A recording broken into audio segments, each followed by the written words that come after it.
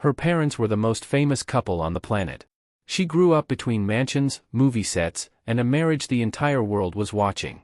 But when Tom Cruise and Nicole Kidman's fairy tale collapsed, something quietly unsettling began unfolding for their daughter Isabella, a story involving estrangement, faith, and a deliberate disappearance from everything her famous name could have given her. The full truth of where she is today and why things unfolded the way they did is far more complicated than any headline ever captured. Stay with us. Isabella Jane Cruise was born on December 22, 1992, adopted by Tom Cruise and Nicole Kidman as an infant during what appeared to be Hollywood's most glamorous partnership. From the outside, her childhood looked extraordinary: private jets, global premieres, two parents whose combined star power was essentially unmatched anywhere on Earth. But children raised inside that level of fame rarely experience it as glamorous. For Isabella, growing up meant navigating a world where her family's private life was perpetually public property. When Tom Cruise and Nicole Kidman divorced in 2001, the split sent shockwaves far beyond Hollywood gossip.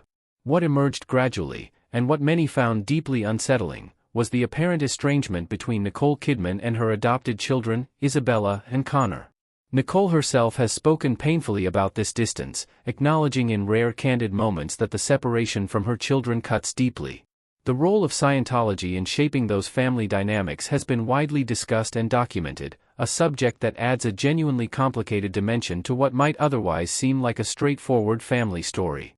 Isabella Cruise today lives a life that could not look more different from the one her parents inhabit.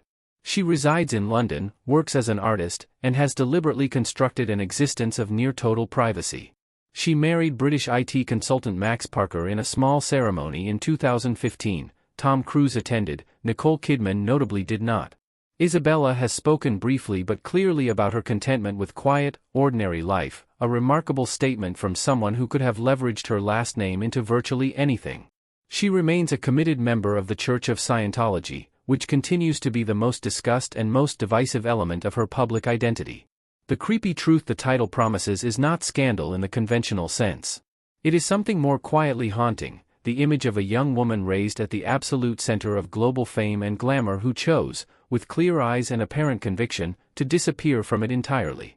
And the estrangement from her mother, two women separated not by hatred but by something far more complex and far less resolvable, is the part of the story that lingers longest. Isabella Cruise was handed one of the most extraordinary starting points in Hollywood history. What she built from it, quiet, private, entirely her own, says everything about what fame actually costs the people closest to it. And nothing about her story is simple. Not one single part of it.